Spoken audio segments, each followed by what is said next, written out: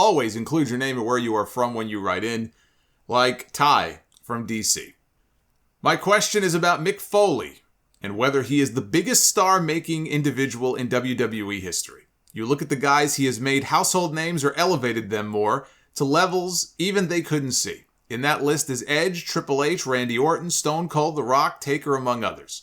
They all went through Foley at some point, regardless of which persona he portrayed, and came out bigger and better. Is Foley the most generous man in that company's history? Generous, yeah, probably generous is a good word for it. And look, as far as in-ring big names who put other people over, Rock and Chris Jericho were pretty selfless too. I don't know that I could think of anybody off the top of my head who was as big of a name as he was, who was as giving and generous when it came to that as Mick Foley. I think he knew his role. I don't think he ever expected, for example, and he has said he never really expected to be the world champion. That was as much a shock to him as it was to anybody else in '99 when he's running around with the WWF title. But many times, as Mankind, as whether it was Cactus Jack or just plain old Mick Foley, he took the bumps and he did what he had to do, not just to, get himself over, but to get his opponent over as well. He was doing that in WCW. Even in the matches and the feud he had with Sting and Vader and guys like that. As far as a non-wrestler, I would argue that Jim Ross and his commentary made more big names than any other single person in WWE history. If we're talking on camera, but we're talking out of the ring, Jim Ross, that whole soundtrack that he provided in the late 90s and in the Attitude Era for the WWF. And yeah, we think of Stone Cold, of course, right? And him going crazy for Stone Cold on commentary. But some of the most iconic moments on commentary for some of the biggest matches in history have Jim Ross's voice and his calls attached to it. And then we got to listen to him on television every single week. And I would say, in his prime, honestly, I think the best Jim Ross, commentary-wise, was probably from WCW. But even Jim Ross in late 90s WWF Attitude Era was fantastic. And I would argue that he and Foley are probably right up there at the top of the list as far as helping to get other people over in a major way. During that period, you can run the whole list down of all the guys that both of them really helped make through their work. Tim from Texas. How would you have booked The Undertaker at WrestleMania 15 and WrestleMania 19? Yes. Two of Undertaker's very worst WrestleMania appearances. You could book almost anything else, and it would have been better than what they did, I think. I would have swapped Big Boss Man out for Kane in the Hell in a Cell match at 15. And I would have done Taker against Kane. You didn't have a lot of great potential matches for him, I think, at that WrestleMania. Austin, Rock, Foley, Big Show, they were already occupied doing other things. And Big Show was still relatively new. He had only been in the company for about a month and a half at that point. You could have done something with him and Taker. I don't know that I would have gone to that as quickly. I would have, done him and Kane inside Hell in a Cell, which they hadn't done at that point. They had a Hell in a Cell match, I think, over a decade later. But that's what I would have done at WrestleMania 15. As far as WrestleMania 19, Chris Benoit was the backup plan if Kurt Angle couldn't physically go in the main event against Brock Lesnar. It was already a done deal. Vince McMahon had made his mind up. Brock was going to beat Angle for the title on SmackDown a few weeks before the pay-per-view, and it would have been Lesnar against Benoit in the main event of WrestleMania. Kurt talked his way out of it, and he convinced McMahon that he could do the match. I would have done a program then with Benoit and The Undertaker. They never had a program together. In the years that they were in that company together, they never worked an actual program together. I can only remember them having 2 singles matches ever. It's possible they had more. I only remember 2 of them. One was on a UK-only pay-per-view. I don't remember which one. And I remember, of all things, Taker beat him with an inside cradle. I think he reversed a small package into one of his own, and he won the match that way, which, How many times can you remember The Undertaker winning a match with a small package, especially against a smaller guy like Benoit? And I vaguely remember a match on SmackDown. This would have been during his American Badass phase. But never an actual program or anything on a major pay-per-view show. Benoit would have given him, I think, one of his better WrestleMania matches. So that's... Once it became clear that Kurt was going to go and wrestle Brock and they didn't need Benoit in the main event, I know he ended up being in a tag team title match, but I would have taken Benoit and put him in there against Undertaker. Clay from Pennsylvania. What are your thoughts on these two scenarios for the demise of the Bloodline? The Usos lose their titles first, disappointing Roman for them not carrying their weight, and eventually he loses based on them walking away when he needs them the most. Or the Usos keep their titles, but Roman loses his, and he slowly descends into madness when they bring up that they have their championships while he doesn't.